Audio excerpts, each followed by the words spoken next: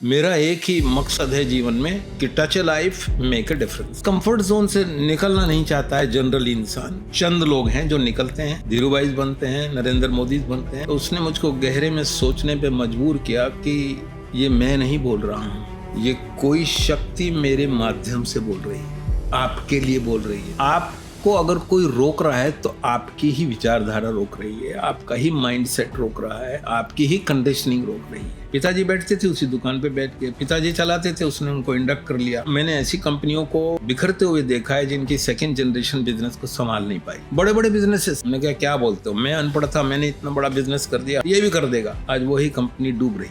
जहां जापान में 75 जनरेशन से बिजनेस चल रहा है, इंडिया में चौथी जनरेशन में 1% बिजनेस सफल होता है। इसीलिए ये गैप है बहुत बड़ा, क्योंकि बिजनेस इसने भी नहीं सीखा और इसने भी नहीं सीखा है। आज हमारे साथ हैं श्याम तनेजा जी, लाइफ कोच, बहुत सारे लोगों के लिए गुरु और उनके चाहने वालों के लिए टफ लव।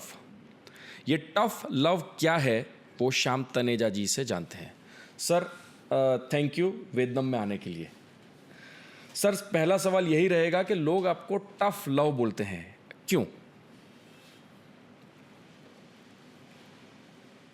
एक तो मेरी भाषा चैलेंजिंग होती है, क्योंकि मैं जो हो सकता है उस पर ध्यान लाता हूं। आपका जो है उस पर ध्यान नहीं, वो तो है, लेकिन जो हो सकता है, यानी कि जो आप पा सकते हो, जो बन सकते हो सकते हो, उस पर मैं आपके ध्यान को लाता हूं और उसके मुतल्लक ही मैं अपने प्रश्नों को, वो प्रश्न मुश्किल होते हैं, आपको अनकंफर्टेबल करते हैं। क्योंकि मैं आपको अगर चैलेंज करता हूं कि क्या ये आपकी बेस्ट अचीवमेंट है, तो मन में तो आप सोचते हैं कि नहीं नहीं, इससे ज़्यादा मैं कर सकता हूं, कोई भी सोचता है। पर आप बंध जाते हो अगर ऐसा बोलोगे तो। अगर आपने कह दिया कि मैं बेहतर कर सकता हूं, तो मैं बोलता हूं क्या रोक रहा है, फिर दूसरा टफ हो गया शुरू।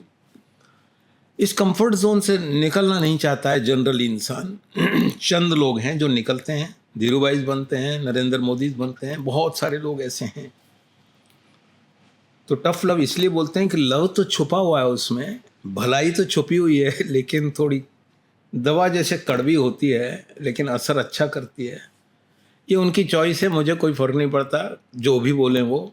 मेरा एक ही मकसद है जीवन में कि touch A life make a difference. ये कई सालों तक मेरा मिशन रहा है। अब थोड़ा मैंने मिशन को बदला है, जानना जरूरी है। जब भी मैं कोचिंग सेशंस में होता हूं, कई बार मेरे मुंह से अनायास ऐसे प्रश्न निकलते हैं जो शायद मैंने भी नहीं सोचे थे पहले, लेकिन आपके काम के तो हैं वो। तो मैं सुनता हूं कि आप बोलेंगे कि सर ये तो मैं दिमाग में सोच ही रहा था, आपने कैसे टॉपिक छेड़ दिया। तो उसने मुझको गहरे में सोचने पे मजबूर किया कि ये मैं नहीं बोल रहा हूं, ये कोई शक्ति मेरे माध्यम से बोल रही है, आपके लिए बोल रही है। इसका मतलब ये हुआ कि वो शक्ति चाहती है कि तुम सुनो। वो तो आवाज दे नहीं सकता है, वो सुनाता किस माध्यम से है। इसलिए अब मैंने अपना मिशन बदल के बोल दिया, निमित्त for difference made to a life touched. अगर किसी के जीवन में फर्क पड़ा है तो मैंने नहीं किया है, परमात्मा ने मेरे माध्यम से तुम्हारे लिए कराया है। सर आपकी बातें बड़ी स्पिरिचुअल लग रही हैं। आप एक बिजनेस कोच हैं, क्या एंटरप्रेन्योरशिप और स्पिरिचुअलिटी का भी कोई लेना देना है क्या? बहुत बड़ा लेना देना है, बहुत बड़ा, मतलब संपूर्ण मैं कह सकता हूँ।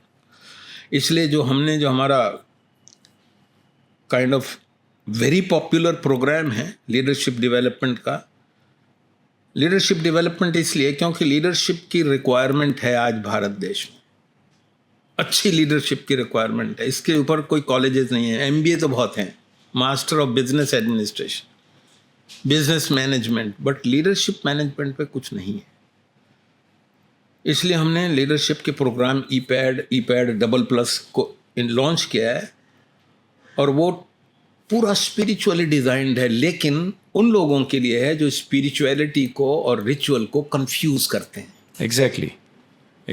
तो घंटी बजाना, टीका लगाना, आरती करना अच्छा है, लेकिन वो स्पिरिचुअल मेरे हिसाब से ना हो कि रिचुअल रह जाता है।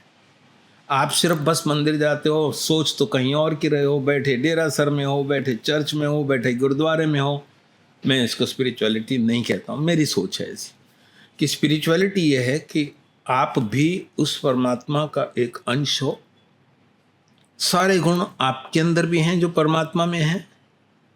आपको अगर कोई रोक रहा है तो आपकी ही विचारधारा रोक रही है, आपका ही माइंड सेट रोक रहा है, आपकी ही कंडीशनिंग रोक रही है। इसलिए पूरा प्रोग्राम हमारा स्पिरिचुअली डिजाइंड है। एग्जाम्पल के लिए प्रोग्राम में मैं बोलता हूँ कि हम लोग अनअवेयर जिंदगी जीते हैं।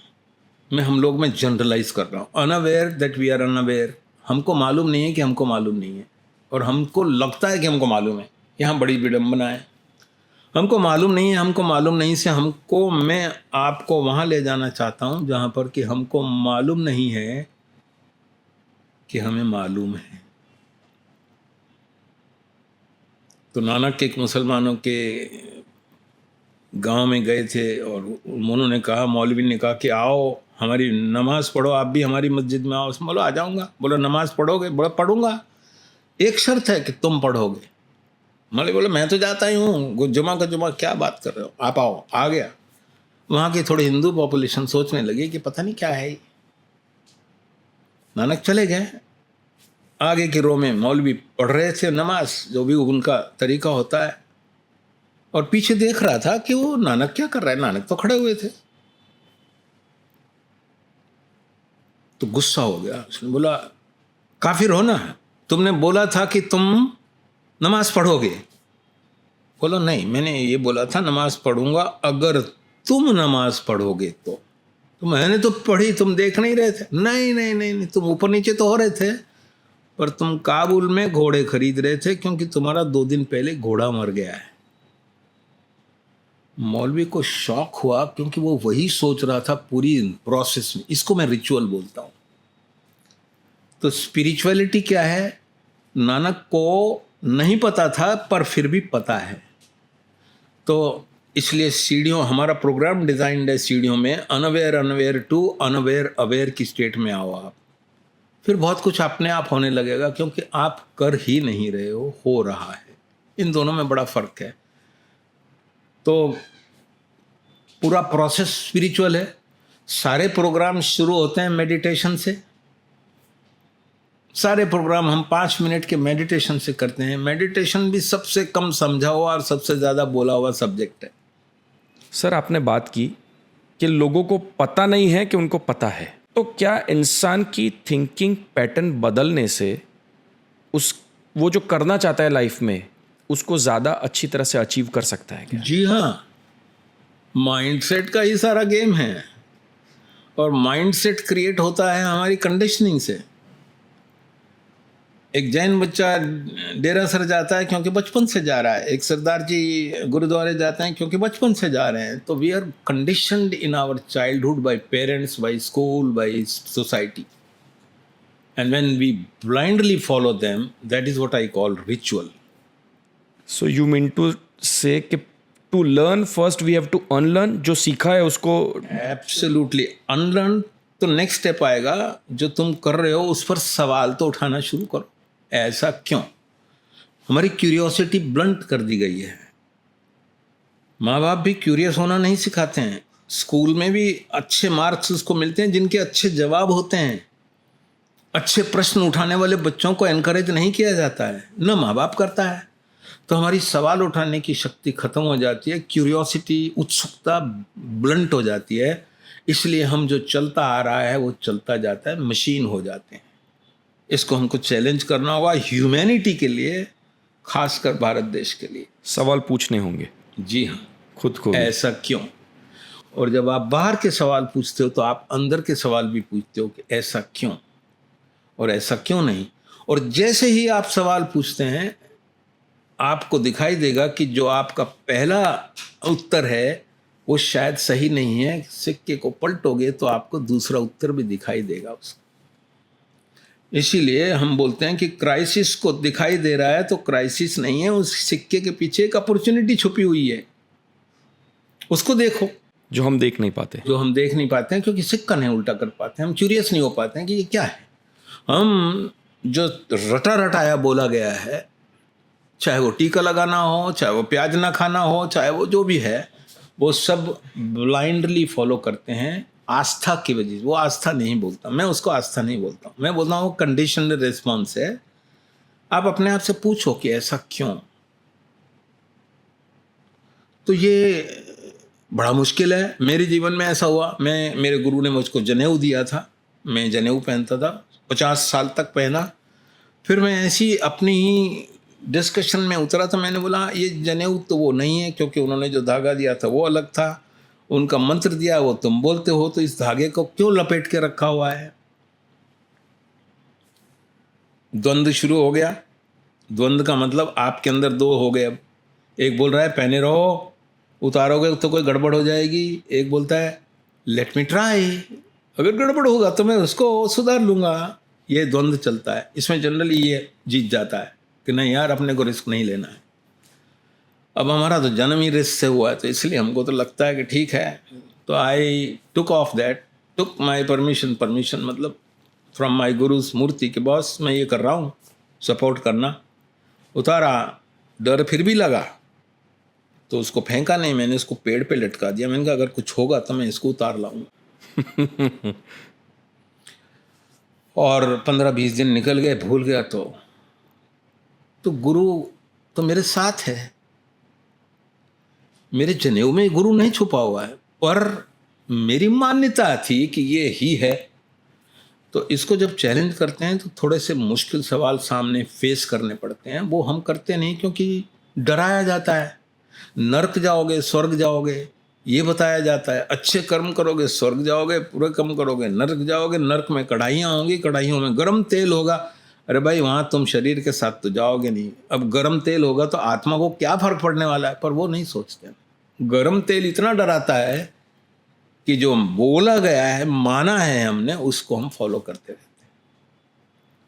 सर, आपने रिस्क की बात की, आपने कहा लोग सवाल नहीं करते।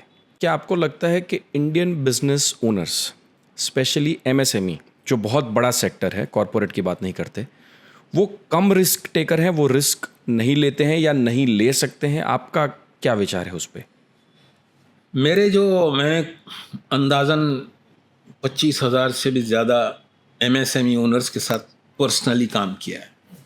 कोचिंग में पर्सनल होता है, ऑर्गेनाइजेशन भी होती है, पर्सनल भी होता है। मेरा अनुभव ऐसा है, जनरलाइज करूं तो रिस्क तो लेने की ताकत बहुत है। अच्छा। लेकिन ज्ञान न होने की वजह से गलत रिस्क ले लेते हैं। क्योंकि हमारे यहाँ बिजनेस इंडिया में क्या है कि पिताजी करते थे इसलिए बेटा बैठ गया। सही बात है। या हर इंसान को स्टार्टअप करना है, अपना धंधा करना है, क्योंकि धीरू भाई इतना बड़ा हो गया था तो मैं भी इतना बड़ा हो जाऊंगा। कल्पनाओं के घेरे में रहते हैं।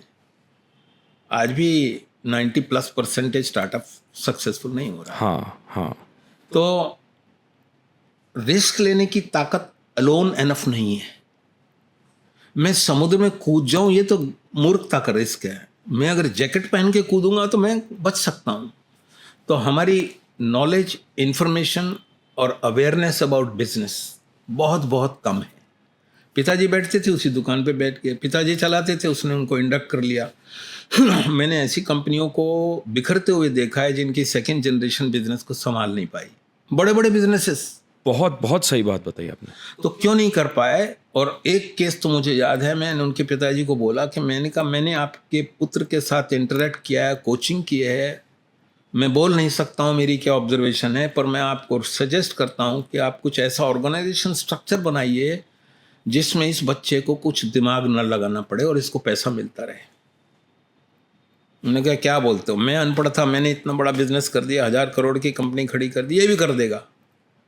आज वही कंपनी डूब रही है, मैं देखता हूँ, मैं जानता हूँ।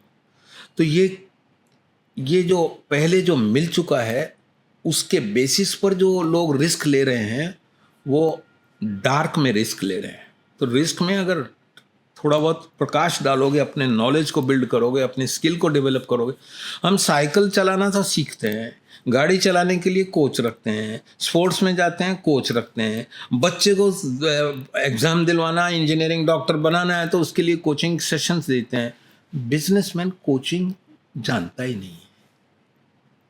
उनको लगता है यार मैं बिजनेस में, मेरे को कौन क्या बताएगा, मेरे को तो सब आता है मेरे बिजनेस के बारे में। सही बात है सर।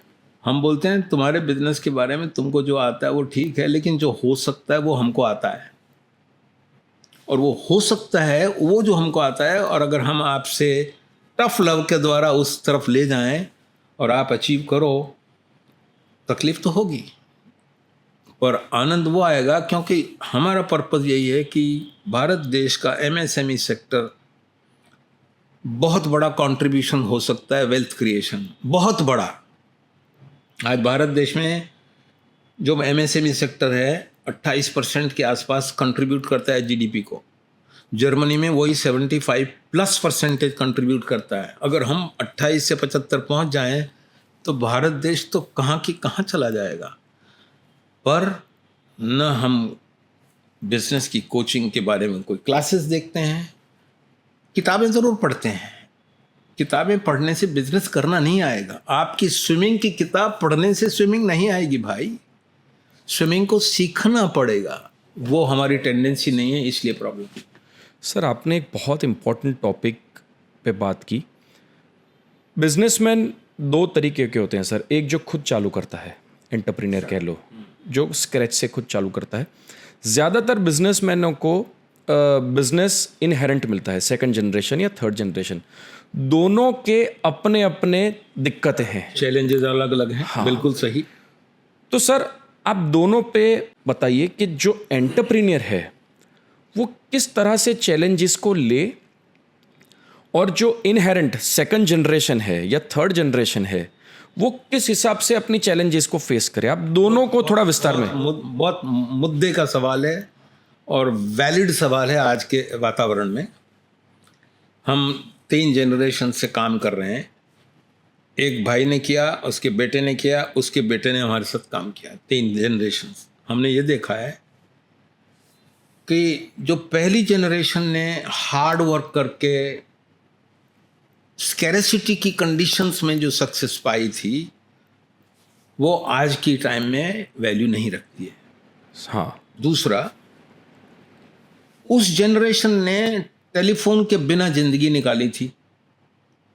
आज की जनरेशन के पास 2 मोबाइल फ़ोन हैं जिसमें वो सब कुछ 5 मिनट में कर सकता है, including payment, including sample approval.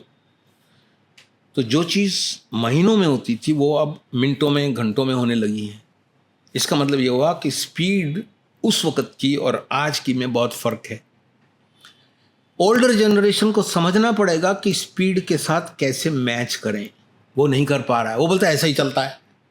Younger generation को समझना पड़ेगा कि बेटा बिजनेस जो एस्टेब्लिश किया है किसी जनरेशन ने, तो उनने तकलीफ़ों के अंदर किया है, आज की सुविधाओं में नहीं किया। आज तो तुम्हारे पास मर्सिडीज गाड़ी है, तुम गाड़ी में जाते हो, पर वो तुम्हारे बाप दादा ने कमाई है, तुमको मिल गई है क्योंकि मोह है कि बच्चे को ही देना है। पर तो इनकी सीखने की जो शक्ति है और वो थोड़ी सी कम हो चुकी है।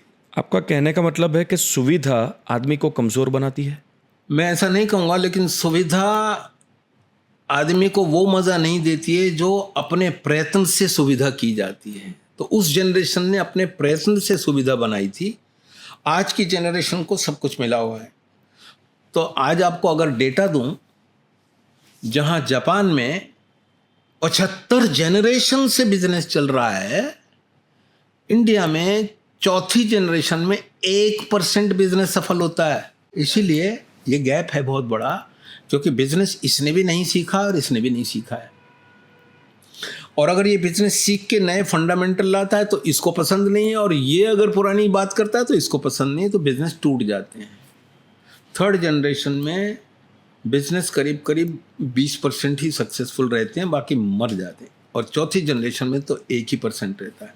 ये हमारी सबसे बड़ी चुनौती है, क्योंकि जिन बुजुर्गों ने काम करके, मेहनत करके बिजनेस को खड़ा किया है, इस जनरेशन का फ़र्ज़ है कि उनकी समस्याओं को जो उन्होंने झेली है उसको समझें, जो इनके पास साधन है उनको अपना ना समझ के बोलें कि यार ये इनके कॉन्ट्रीब्यूशन है, तो भाव में फ़र्क आएगा। और थोड़ी बहुत एजुकेशन आ गई, वो अनएजुकेटेड मास था, ये एजुकेटेड मास है, वो सोचता मैंने MBA किया है, मैंने बाहर से पढ़ाई करी है वगैरह वगैरह, अब मुझे सब कुछ आता है। सही बात है सर। सर आपकी एक बात से मैं रिलेट कर सकता हूँ। मेरे आजू बाजू बहुत सारे बिजनेस फैमिलीज़ हैं जिनके बच्चे उनके पेरेंट्स को बताते हैं कि हमें इतना हार्डशिप नहीं करना, हम तो फॉरेन चले जाएंगे। सर तो ये दिक्कत क्यों आ रही है? ये हम जब बच्चों को प्रिविलेज देते हैं, जिनके पास मर्सिडीज़ नहीं थी अपने बच्चों को मर्सिडीज़ देता है, हर प्रिविलेज जो वो अफोर्ड कर सकता है देता है, तब वो बच्चा उसको समझने के बगैर उस कंक्लूजन पे पहुंच जाता है कि भाई हमें तो यहाँ रहना ही नहीं है, हमें इससे भी इजी लाइफ चाहिए। ऐसा क्यों हो रहा है सर? दोनों चीज़ें हैं इसमें, मिक्स है ये। जो पहले की जनरेशन है उन्होंने दुख भोगा है, उपलब्धियां कम थी, साइकिल पे चलते थे और पैसा कमाया है, और नीचे जनरेशन में कार आ गई है। चूँकि मैंने जैसे आपको बताया कि हमारे यहाँ क्वेश्चनिंग कैपेबिलिटीज़ डेवलप नहीं की जाती हैं, ना परिवारों में ना स्कूलों में, इसलिए वो इंस्ट्रक्शन से चलाना चाहता है इसको। अभी भी वो इंस्ट्रक्शन से, पहले वाली जनरेशन ये बोलती है ऐसा मत करो, ऐसा करो, मैंने ऐसे किया था तो फेल हुआ था, तुम ऐसा नहीं करोगे। ठीक है। और अगर उसको गाड़ी देता है तो अपनी इज्जत के लिए देता है। अच्छा। हाँ। वो अगर उसको बोले कि बेटा कार, तब मैंने ऐसे कई सारे पेरेंट्स के साथ काम किया है जिनके बच्चों के साथ जब काम किया, हमने उनको कहा है कि उनको डिप्राइव नहीं करना है, लेकिन उनको एहसास ज़रूर दिलाना है कि you have to generate yourself also. तो जब पिताजी का व्यवहार क्वेश्चनिंग न हो के इंस्ट्रक्शन होता है, और बच्चा आज का पला हुआ, आज के वातावरण में पला हुआ, जब मोबाइल चौथी क्लास तीसरी क्लास में हाथ में आ जाता है, वो उसको एडॉप्ट नहीं कर पाता है। इसलिए इन दोनों जनरेशन्स में कॉन्फ्लिक्ट हो जाता है। बाप अभी भी डोमिनेट करना चाहता है, बच्चा डोमिनेट होने नहीं देता है, तो वो उसकी वजह से उसके अंदर सोच आती है कि यार यहाँ से भाग लो। भाग के भी जाएगा कहाँ तू? पर वो डराने के लिए भी बोलता होगा कि मैं तो चला जाता हूँ बाहर। क्योंकि मेरे पास एक पिता और पुत्र का कॉम्बिनेशन आया था। पिता कई सालों से काम कर रहे हैं, 20 करोड़ का टर्नओवर है, और बाहर से बच्चा पढ़ के आया और पिताजी को पूछने लगा, तू इतने साल से काम कर रहे हो पापा, आपका तो टर्नओवर 20 ही करोड़ है। ये होता है सर। तो पिताजी चुप रह जाते थे। बात तो सही थी, लेकिन ये बात पूछी इसलिए गई है कि इतना कम क्यों है। तो गुस्सा भी आता था, लेकिन बच्चे पे गुस्सा करने से क्या होने वाला है। तो ऐसा सहन करते हुए एक दिन थक गए, तो किसी मित्र के पास गए जिसने हमारा प्रोग्राम किया था। उसने उसको यहाँ हमारे पास भेजा और मेरे पास आके बोले कि इस लड़के को सुधारना है मेरे को। मैंने उनसे कहा, पैर को सुधारना है तो पहले सिर को सुधारना पड़ता है। बहुत बड़ी बात है सर, बहुत बड़ी बात है।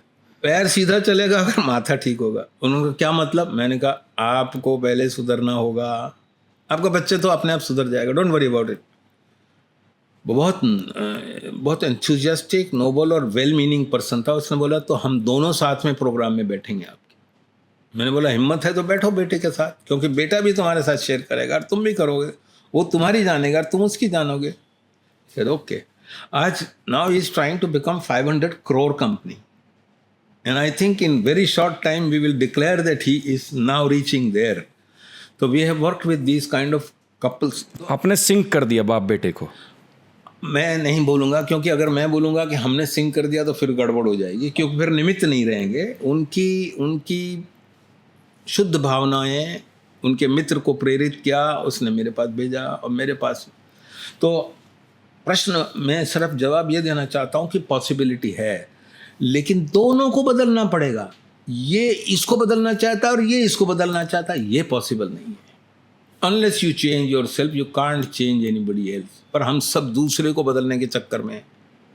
सही बात है, यहाँ समस्या। सर जब मैं आपसे पहली बार मिला था तब आपने एक मुझे कॉन्सेप्ट बताया था कि हर चीज़ें 3 स्टेप में होती है। जैसे कि किसी को भी कोई बिजनेस करने का एक ख्याल आया या किया, कैसे किया, सर वो कॉन्सेप्ट पूरा क्या है? ईपैड में मैंने मेंशन किया है कि everything is created thrice. First in the mind of super conscious, परमात्मा. बिना उसके दिमाग में आए नीचे नहीं यथार्थ हो सकती है. तो परमात्मा मैं साइंस इंजीनियरिंग का स्टूडेंट हूँ, इसलिए ज़्यादा टेक्नोलॉजी की बात करता हूँ. परमात्मा के पास पोटेंशियल एनर्जी है, काइनेटिक में कन्वर्ट करने के लिए, उसको मूवमेंट के लिए हमारी ज़रूरत है. इसलिए हमको जितनी परमात्मा की ज़रूरत है, परमात्मा को भी हमारी ज़रूरत है. It is created as potential energy transfer to human mind कि भाई मेरे को ये करना है, दिमाग में आ गया. Second is here, it is transferred here. So once created in God's mind, so-called God, transferred to second here. Third, now it is your responsibility to create it into a reality. So everything is thrice, first there, then in you, now you convert into reality. तो हम क्या हैं? हम सिर्फ साधन हैं उसके विचार को क्रियान्वित करने का. पर हम सोचते हैं हमने किया है, वहाँ प्रॉब्लम शुरू हो जाती है. So it's a spiritual idea कि सब कुछ परमात्मा है, व्याप्त है, एवरीथिंग इज हैपनिंग बाय परमात्मा. तो उसी को मैंने थोड़ा सा इंजीनियरिंग की इनपुट दे के इसको इस तरह से कन्वर्ट किया. Everything is created thrice, first there, second here and third in reality.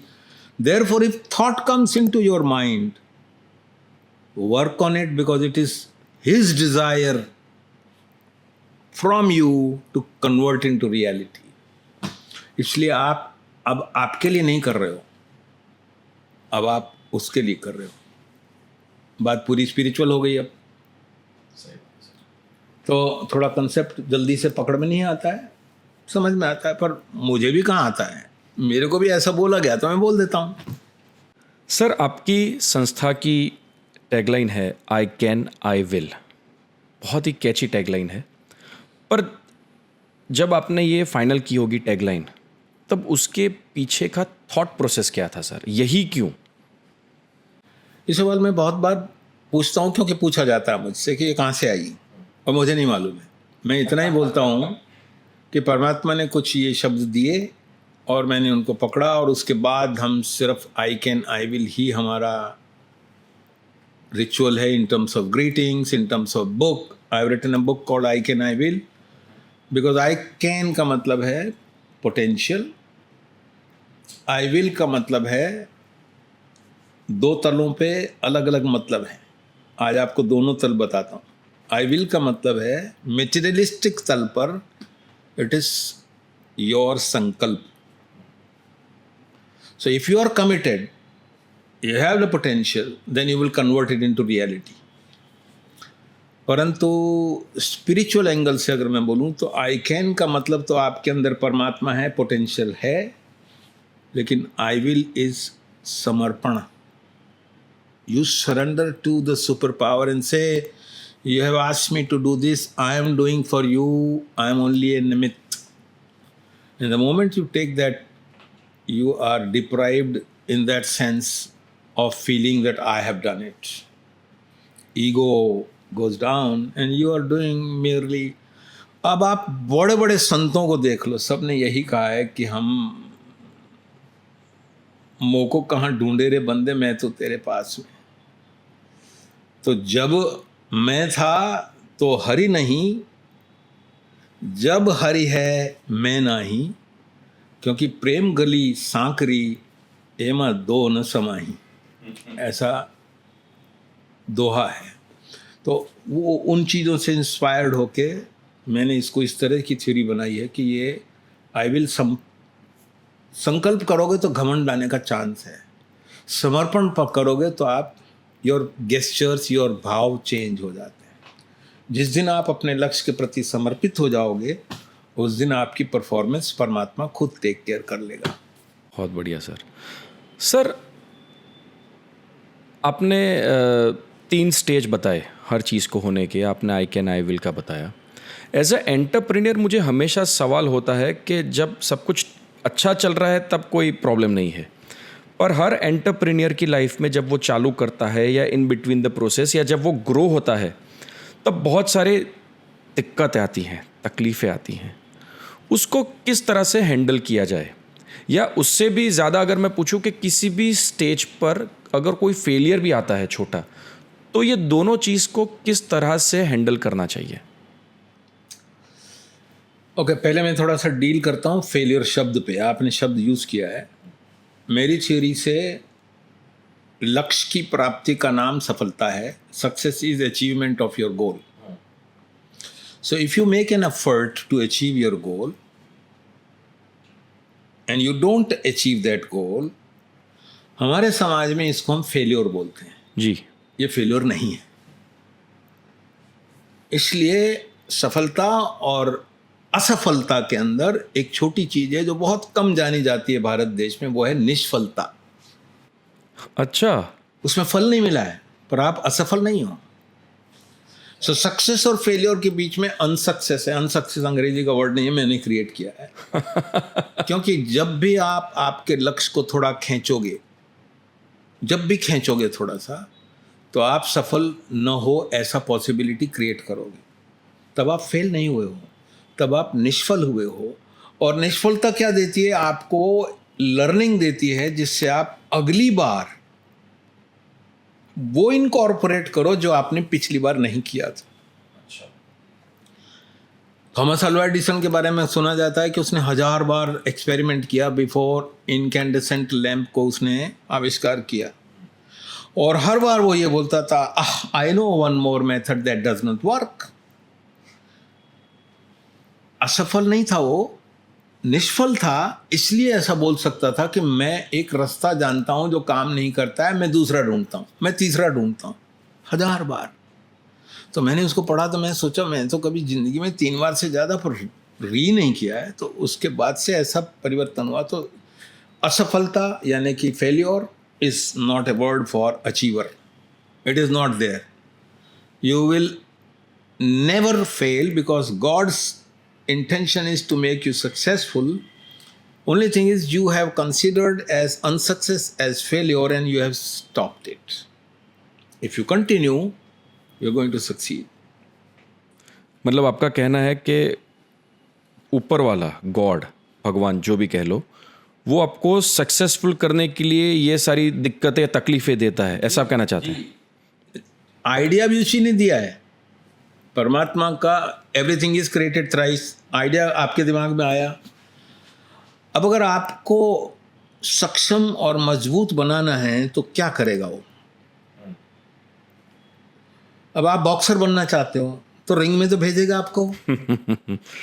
सही बात है सर। तो जब आपको आपने उस लक्ष्य पर काम करना शुरू किया, तो परमात्मा आपको मजबूत बनाने के लिए थोड़ी बाधाएं डालेगा। It will create some obstacles so that you start crossing those obstacles.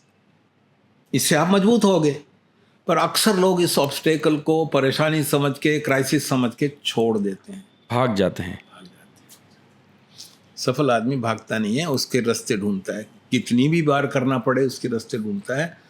ये परमात्मा का विधान है कि आपको मजबूत करने के लिए, आइडिया देने के बाद आपको स्ट्रेंथन करने के लिए, आपको वो इस तरह की, एक बार आप उस दुविधा को पार करने के लिए सक्षम हो गए, कमिटमेंट हो गए, तब परमात्मा आपको मदद करता है कि now I will take you where you want to go and where I want you to go. अब इसको हम समझते नहीं, से फेलियर करके हाय करके रुक जाते हैं, बंद कर देते हैं, बात खत्म हो जाती है। बस वहीं कंसिस्टेंसी, रेगुलरिटी, इन सब चीज़ों का महत्व है। सर, जब हमारी रिसर्च टीम आपके वीडियोस देख रही थी, आपने जो लिखा है, बोला है, रिसर्च कर रही थी, तब एक बहुत इंटरेस्टिंग कॉन्सेप्ट आया, एबीसी रूल। तो ये एबीसी रूल क्या है sir? ABC basic fundamental rule है, इसलिए नाम एबीसी दिया है इसका हमने। एबीसी अंग्रेजी में अल्फ़ाबेट्स की शुरुआत है। जब भी हमारे सामने कोई चुनौती आती है, कोई स्थिति खड़ी होती है, तो हमारे पास 3 पॉसिबल आंसर्स या रेस्पॉन्सेज हैं। If I am concerned about something, I have option A, B and C. A is accountable. Accountable का मतलब है कि मैं ये रेस्पॉन्सिबिलिटी लेता हूं कि मैं कुछ कर सकता हूं इसमें. अच्छा. बी इज ये स्थिति किसी और की वजह से हुई है, ब्लेम कर दो, चाहे वो परमात्मा हो, भगवान ने किस्मत खराब दी है, या पड़ोसी ने ऐसा कर दिया है, या एम्प्लॉय ने ऐसा कर दिया है. ये ब्लेम की भाषा है. Accountable, blame. और तीसरी जो बहुत भारत देश में प्रचलित है वो है कैजुअल. ABC. सी इज ठीक है, चलता है यार, अब क्या करेंगे, जो किस्मत में लिखा है वही तो मिलेगा ना भाई, ऐसा बोलते हैं ना हम. सही बात है सर. तो सफल लोग बी और सी को नहीं चूज करते. इसलिए ये हमारा बहुत फंडामेंटल कंसेप्ट है. अगर ये खाली एक कंसेप्ट भी दिमाग में उतर जाए तो इससे लाइफ का ट्रांसफॉर्मेशन हो सकता है. The moment you say that I can do something about what is happening. आप गाड़ी से जा रहे हैं, आपकी गलती नहीं है, सामने वाला अपोजिट साइड से आके आपको ठोकता है, आप उसके रेस्पॉन्सिबल नहीं हो ठोकने के, लेकिन आप अकाउंटेबल हो कि कुछ किया जा सकता है इस स्थिति में मेरे को. तो अकाउंटेबिलिटी अगर हम लेने लग जाएं तो देश कहाँ का कहाँ पहुँच जाएगा. और मैं इसमें उसी ब्रेथ में बोलूँगा कि हमको 70 साल पहले, शायद 70 भी नहीं, 100 कुछ साल पहले बाल गंगाधर तिलक ने एक नारा दिया था, स्वतंत्रता हमारा जन्मसिद्ध अधिकार है. आज अगर उस नारे को मैं सोचता हूँ तो मैं बोलता हूँ कि बड़ी गलती है उसमें. स्वतंत्रता हमारा जन्मसिद्ध कर्तव्य है. दो में बड़ा फर्क है. अधिकार और कर्तव्य में बहुत फर्क है. इसलिए आज का सोसाइटी आप देखें अधिकार ग्रस्त है. सबको अधिकार से मतलब है. हाँ. कर्तव्य नहीं है. मैं राइट साइड को जाऊंगा तो चलेगा, मेरा कर्तव्य नहीं है, पर अधिकार है कि कोई सामने से उल्टा नहीं आना चाहिए. तो we have therefore I wish that statement was given to us कि स्वतंत्रता हमारा जन्मसिद्ध कर्तव्य है. ABC यही बोलता है कि आप अकाउंटेबल हो, आप कुछ कर सकते हो, आपके सामने स्थिति आई है, आप आपके लक्ष्य के हिसाब से कुछ कर सकते हो. ब्लेम करने से आप अपना मन जलाओगे, दूसरे के साथ रिलेशन खराब करोगे. सी से आपके सामने जितनी अपॉर्चुनिटीज आ रही हैं वो हाथ से निकलती जाएंगी. आप बोलोगे चलता है यार, ठीक है यार, ऐसा ही होता है, किस्मत ऐसी है, चलेगा. आपके हाथ से अवसर निकलते रहेंगे. इसलिए ए ही एक सफलता का चुनाव है. इसलिए वो हमारा फंडामेंटल प्रिंसिपल है, इज कॉल्ड ABC. आपने जो जिक्र किया. सर मैंने आपकी एक वीडियो देखी थी जिसमें आप बात कर रहे हैं सोच, सीख, संगत और संगठन, 4 पिलर्स. वो सर पूरा क्या चीज़ है वो? जैसे मैंने आपको बताया कि हमको क्यूरियोसिटी से दूर रखा जाता है. और क्यूरियोसिटी सोच मांगती है. इसका मतलब हमारी सोच को थोड़ा बहुत बचपन से स्कूल में, पेरेंट्स में थोड़ा सा बांध दिया जाता है. एनकरेज नहीं किया जाता है कि तुम पूछो. एनकरेज किया जाता है कि तुम सुनो. ऐसी निकर नहीं पहनो, ऐसी पेंट नहीं पहनो, ऐसे टाइम में सो, ऐसे जामे जा, ऐसा इंस्ट्रक्शन ओरिएंटेड है. क्यूरियोसिटी ओरिएंटेशन नहीं है तो क्वेश्चनिंग कैपेबिलिटी हमारी बहुत कम हो जाती है. और क्वेश्चनिंग कैपेबिलिटी के लिए सबसे पहली फाउंडेशन पिलर है आपकी सोच को डेवलप करो. मैंने आपको अपने जनेऊ का केस बताया. सोच आए पहले तभी तो कुछ करोगे. अब सोच कहीं और से भी आ सकती है और आप भी जनरेट कर सकते हो. सोच फंडामेंटल प्रिंसिपल ऑफ ग्रोथ है. सोच को जब तक हम सीख में कन्वर्ट नहीं करेंगे, इंप्लीमेंट नहीं करेंगे, तब तक वो सोच ही रह जाएगी. मैंने जनेऊ की बात की, मैंने सोचा था, लेकिन अगर मैं उसको कन्वर्ट नहीं करता रियलिटी में तो वो मेरे लिए सोच ही रह जाती. काश ऐसा किया होता. बहुत सही बात है. तो सोच, सीख. अब इसके लिए हमने एक NGO की हेल्प से NGO बनाई है जिसका नाम है आई कैन आई विल फाउंडेशन. आपने आई कैन आई विल की बात की, उसी नाम पर फाउंडेशन बनाई है. उसका एक ही मकसद है कि ये एक आई कैन आई विल की स्पिरिट अगर आ जाए बच्चों में और बड़ों में तो हमारा देश बहुत दूर जा सकता है, बहुत आगे जा सकता है. 1947 में $1 $1 के बराबर होता था. हाँ सही बात है. आज हम 80-90 कितने रुपए देते हैं. और मैं ऐसा समझता हूँ कि ये इस तरह की गतिमान रही तो भारत देश 2047 में ₹1 $1 नहीं तो उसके आसपास तो आ जाएगा।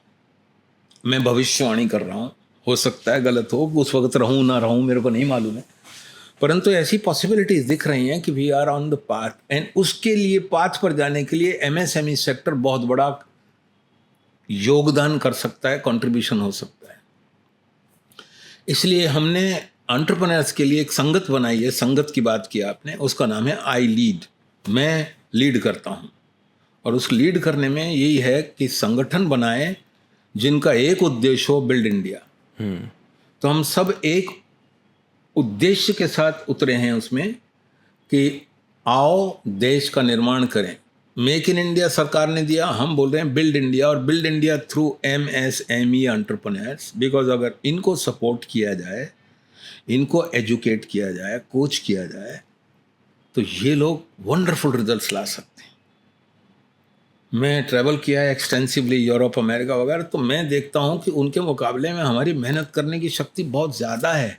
अच्छा, मेहनत करने की, पर हम गलत मेहनत कर रहे हैं।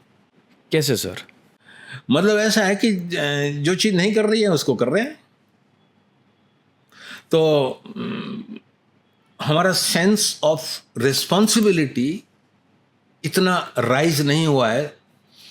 मैं रिसेंटली पोर्चुगल गया, मैंने वहाँ पर 3 बार हॉर्न सुना। 3 महीने रहा मैं, और तीनों बार मैं गाड़ी चला रहा था और मेरे पीछे वाले ने हॉर्न बजा। तो मैंने मन में सोचा 50-60 साल से मैं ड्राइविंग कर रहा हूँ, तो साला मैंने तो ये कभी सोचा नहीं कि मेरी ड्राइविंग में भी गड़बड़ है। तो मैंने देखा कि हम पेडेस्ट्रियन की तरह से जब आते हैं तो गाड़ी को पहले खड़ा कर देता है। वो गाड़ी दूर से देख लेता है कि पेडेस्ट्रियन आने वाला है, रोक लेता है। हम क्या करते हैं देश में, दिखता नहीं गाड़ी आ रही है। तो हमारे लिए पैदल चलने वाला इंसान निकृष्ट है, गाड़ी वाला इंसान ऊंचा है। ये बदलेगा और ये बदलना होगा। तो हमारी संगत और संगठन का ये कर्तव्य है कि हम सबको सेंसिटाइज करें कि it is our responsibility to contribute, not our right to get, चाहे वो रिबेट्स हों, चाहे डिस्काउंट्स हों, चाहे कंसेशंस हों, सरकार को ब्लेम करना हो, GST को ब्लेम करना हो, ये कुछ नहीं है ऐसा। हम अगर जिस दिन रेस्पॉन्सिबिलिटी की, तो इस रेस्पॉन्सिबिलिटी को इनकलकेट करने के लिए हमने एक संगत बनाई है, उसका नाम है आई लीड, जिसकी फाउंडेशन सोच है। उसको इम्प्लीमेंट करना, उसके बिना सोच का कोई मतलब नहीं है। सीख है, संगत वो संगत है, और संगठन ऐसा है कि ये देश में एक दिन ऐसा आएगा। सर, आपका इतने सालों का एक्सपीरियंस रहा है, क्या आपको लगता है कि शायद 20-30 साल पहले जिस हिसाब से बिजनेस इंडिया में होता था और अब जिस हिसाब से होता है, कुछ बदला है लोगों के सोचने में, करने में? मैंने ये देखा है कि बदला है, और कुछ साधन भी ऐसे हुए हैं जिन्होंने उसको बदलने को मजबूर किया। अच्छा। I used to run a factory about 35 years ago, and we used to take at least 20 days to get a response from a vendor. उसको चिट्ठी लिखते थे, अर्जेंट लिखते थे, उसका जवाब आता था, फिर हम उसको ऑफ़र भेजते थे या वो ऑफ़र भेजता था, फिर हम उसको ऑर्डर देते थे, फिर हम चेक भेज, इस बात में महीनों निकल जाते थे। आज आपके मोबाइल पर आप सैंपल देख सकते हो, ऑर्डर कॉपी ले सकते हो, पेमेंट रिलीज कर सकते हो। चीज़ें फास्ट हो गई हैं। हाँ, गति कितनी तेज हो गई। जो महीनों में होती थी वो अब सेकंडों मिनटों में होने लग गई। एक फ़र्क ये बहुत ज़बरदस्त देखा है। दूसरा फ़र्क देखा है कि मैंने अनुभव किया है कि पहले की टाइम में लोग, चूँकि हम अकाल से, गुलामी से निकले थे, हमारा माइंड सेट भी कंजर्वेटिव हो गया था कि बचा के रखो। तो we were not spending money. तो मनी स्पेंड करना एक अच्छी चीज़ नहीं समझी जाती थी। बचाओ, हम क्या बोलते थे, बिजली को बंद करो। लाल बहादुर शास्त्री ने वॉर के टाइम में, जब वो प्रधानमंत्री थे, तो उन्होंने मंडे को आफ्टरनून में सारे रेस्टोरेंट बंद कर दिए थे। इसलिए कंजर्व फूड। मैं बोलता हूं इसकी बजाय वो नारा ये देना होना चाहिए कि और पैदा करो अनाज। अच्छा। तो हमारी टेंडेंसी कंजर्वेशन की थी। अब हमारी ये जनरेशन अबंडेंस देख रही है, बड़ा फर्क पड़ा है, स्पीड बढ़ चुकी है और अबंडेंस देख रही है।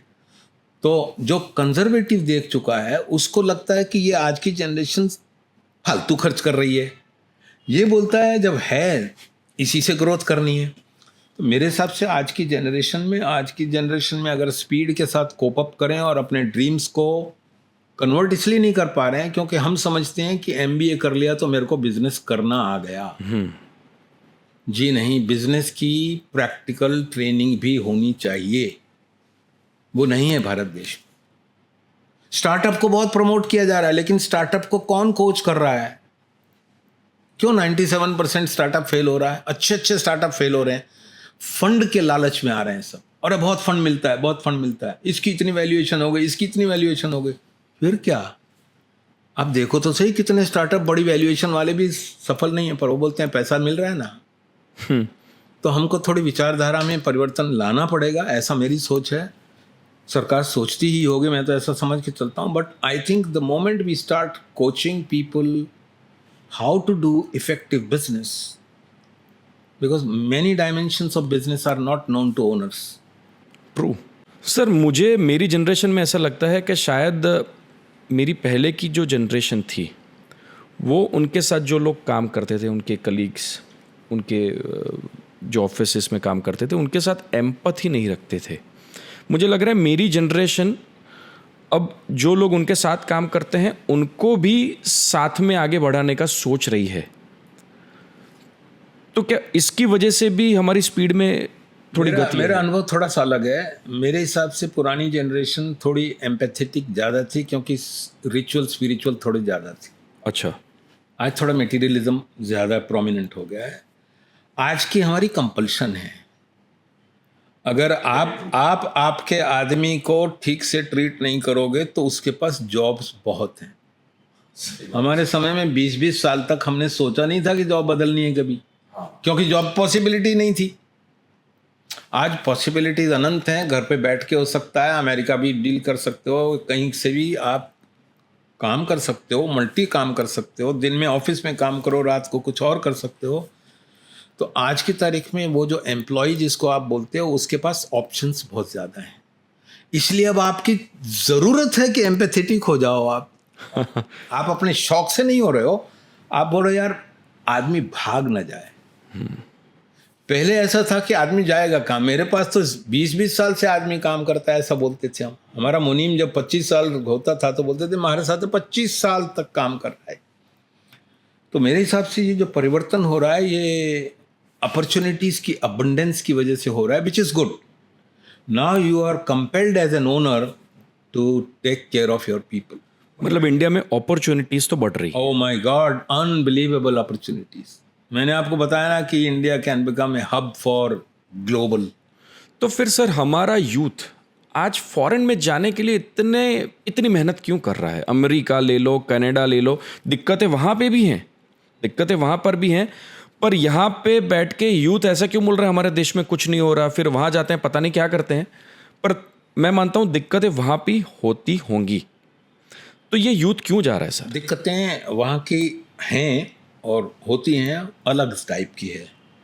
आप बड़ी बड़ी एजुकेशन क्वालिफिकेशन ले जाओ, वहाँ पर जाओ और आपको कुछ पैसे चाहिए तो आप पेट्रोल भरने के अब आपको अटेंडेंट का काम मिल जाएगा और कुछ नहीं मिलेगा। तो सही बात और है। आप वो बड़े शौक से करोगे, यहाँ पे नहीं करेंगे। हाँ नहीं करोगे, क्योंकि यहाँ मैं इसका बेटा हूँ और यार कोई मेरे को पेट्रोल भरता हुआ देखेगा तो क्या सोचेगा। तो हमारा समाज जो कंडीशनड हो चुका है।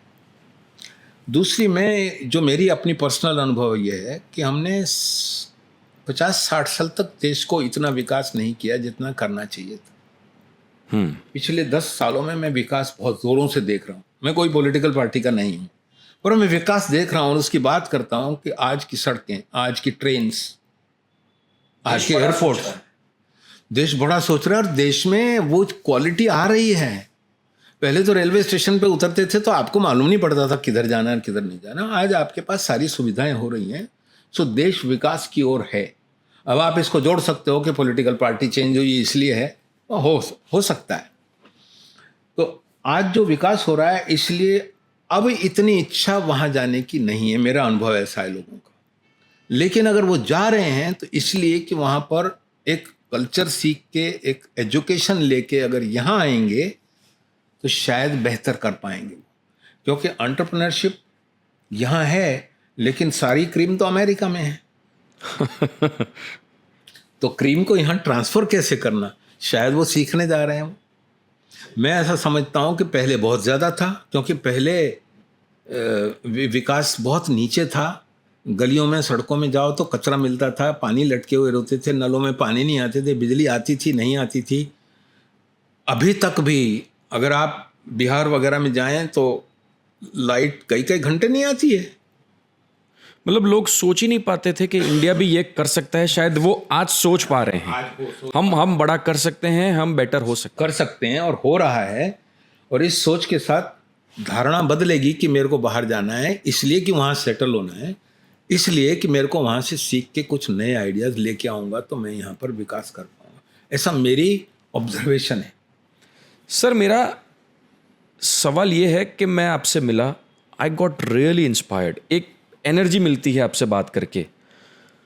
पर आज जो श्याम तनेजा जी हैं वो ऐसे कैसे बने? ऐसी क्या परिस्थितियां हुई जिसकी वजह से आज हमारे सामने ये एक बहुत बड़ी पर्सनालिटी है? सर, क्या आपकी जीवन में थिक और थिन्स किस तरह से आए? सर, लंबी कहानी है और मैं इस कहानी से जो कंक्लूजन निकालता हूँ वो ये बोलता हूँ कि every crisis has an opportunity. Crisis एक सिक्के का एक पार्ट है या एक फेस है और अपॉर्चुनिटी दूसरा फेस है। अक्सर मैंने लोगों को क्राइसिस को देखकर और रोते हुए, हारते हुए देखा है, लेकिन अगर वो सिक्के को पलटे तो अपॉर्चुनिटी है। एग्जाम्पल देता हूँ, जैसे कि प्रधानमंत्री ने डिक्लेयर किया रात को कि कल से संपूर्ण लॉकडाउन, तो क्राइसिस दिखाई दी मुझको कि यार ये तो हमारे जो संगत के लोग हैं, एंटरप्रेन्योर्स, बंद हो जाएं 21 दिन, पागल हो जाएंगे। So we brought out turn crisis into opportunity, एक series webinar, fortunately Zoom available था उस वक्त। 16,000 लोगों ने चेक इन किया और हमने वो फ्री सेमिनार्स, वेबिनार्स रन की। ये क्राइसिस इनटू अपॉर्चुनिटी देखने की बात है, जिससे लाखों लोगों का फायदा हुआ।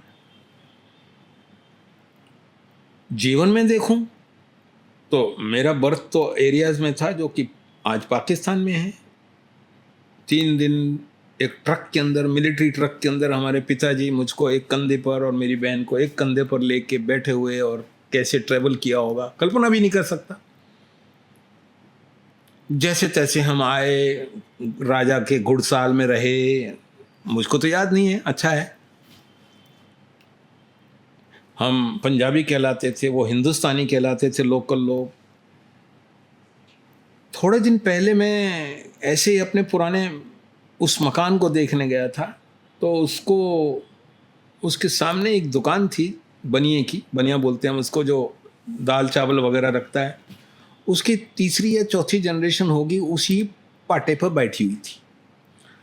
तो मुझे कंफर्म हुआ कि हमारे लिए जो क्राइसिस थी उसको हमने अपॉर्चुनिटी में कन्वर्ट किया, या शायद वो अपॉर्चुनिटी के लिए ही क्राइसिस दी गई थी। तो आज हमारे 30 परिवार उस ट्रक में आए थे। 30 परिवार के बच्चे सब अच्छी अच्छी जगहों पर हैं, अच्छे अच्छे बिजनेस कर रहे हैं, लेकिन वो बनिए का लड़का तो वहीं बैठा है। तो मेरी ये सीख रही थी कि जब भी क्राइसिस आए